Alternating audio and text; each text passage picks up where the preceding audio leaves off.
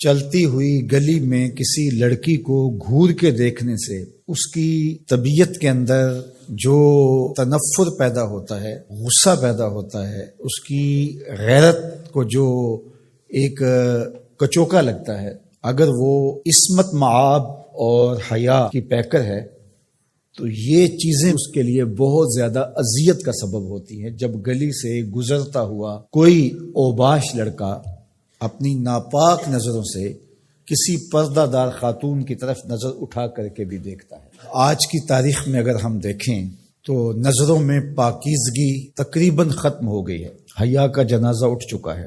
نوجوانہ چوں زنا مشغول تن، از حیا بیگانہ پیرانے کہن۔ اقبال نے کہا تھا کہ جوان تو جوان رہے، بوڑھوں کی نظروں سے بھی حیا اٹھ گیا ہے۔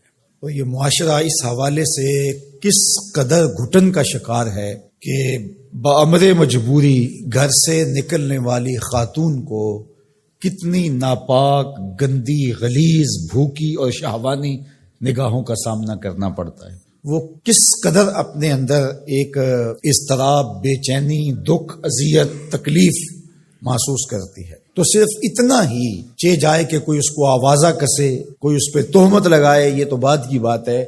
صرف نامناسب نظر ہی عورت کو توڑ کے رکھ دیتی ہے۔ عورت ایک نازک شیشے کی طرح ہوتی ہے۔ اللہ کے محبوب علیہ السلام تشریف لے جا رہے تھے ایک سفر پہ، اور خواتین بھی ساتھ تھیں۔ تو جو اونٹوں کو ہانک رہا تھا اس کا نام تھا انجشا رضی اللہ تعالیٰ عنہ۔ تو قافلے کے ساتھ اونٹوں کو ملانے کے لیے اس نے اونٹوں کو تیز بگھانا شروع کر دیا، اور ہودج کے اندر خواتین تھیں۔ تو آقا کریم علیہ السلام نے انجشا کو مخاطب ہو کے کہا، انجشا آرام سے، یہ نازک آبگینے ہیں، کہیں ٹوٹ نہ جائیں۔ تو عورتیں نازک آبگینے ہوتی ہیں، ان کے دل چڑیوں کی طرح ہوتے ہیں، اور اللہ نے ان کو حیا کا جو ایک نور عطا کیا ہے، تو یہ ایسی پھول کی پتیاں ہیں جو شبنم کا بوجھ بھی گوارا نہیں کر پاتی، لیکن غلیظ، مکروہ اور گندی نگاہوں کا جب شکار ہوتی ہیں، تو حیادار لڑکی پر تو اٹھنے والی نظر بوجھ ہے، اور وہی اس کے اندر کو توڑ کے رکھ دیتی ہے، اور کوئی آوازہ کسے۔ لیکن یہ تقدس معاب مریم سلام اللہ علیہا، گود میں بیٹا ہے، اللہ کی قدرت تھی، شادی ہوئی نہیں، لیکن ایک آزمائش ہے کہ بن باپ کے حضرت عیسیٰ پیدا ہوئے، چونکہ بہت صالحہ تھیں، پارسا تھیں، نیک تھیں، متقیہ تھیں، اور پاکیزہ خاندان کی عالی مرتبت شہزادی تھیں۔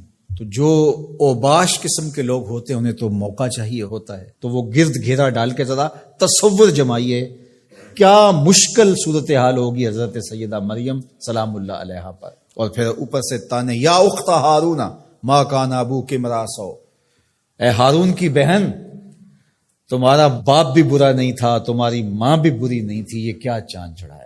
اب اس مشکل موقع میں حضرت مریم کیا کرتی؟ فاشارت الیہ، حضرت عیسیٰ جو پالنے میں تھے، آغوش میں تھے، پنگھوڑے میں تھے، ان کی طرف اشارہ کیا۔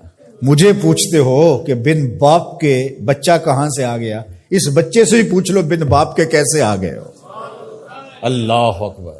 تو یہاں یہ بھی سمجھ آئی، اوکھا ویلا بن جائے تو پیغمبروں کی طرف اشارے کیے جاتے ہیں۔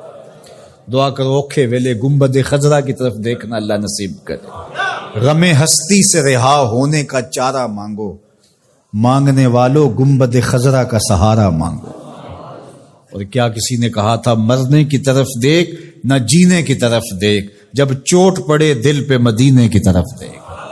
فاشارت الیہ، اشارہ کیا۔ تو پالنے میں تھے حضرت عیسیٰ علیہ السلام، انہوں نے اپنے اوپر جو کمبل اوڑا ہوا تھا اس کو ہٹایا، اپنا مبارک ننھا سا معصوم سا ہاتھ اپنے یوں زانوں پہ رکھا، اور ان کافروں کی، یہودیوں کی آنکھوں میں آنکھیں ڈال کر اللہ کے پیغمبر نے خطاب کیا کہ پوچھتے ہو کہ یہ بچہ کہاں سے آیا، سن لو، انی عبد اللہ آتانی الکتاب وجعلنی نبیا، میں اللہ کا بندہ ہوں، اللہ نے مجھے کتاب بھی دی ہے، نبی بھی بنایا ہے۔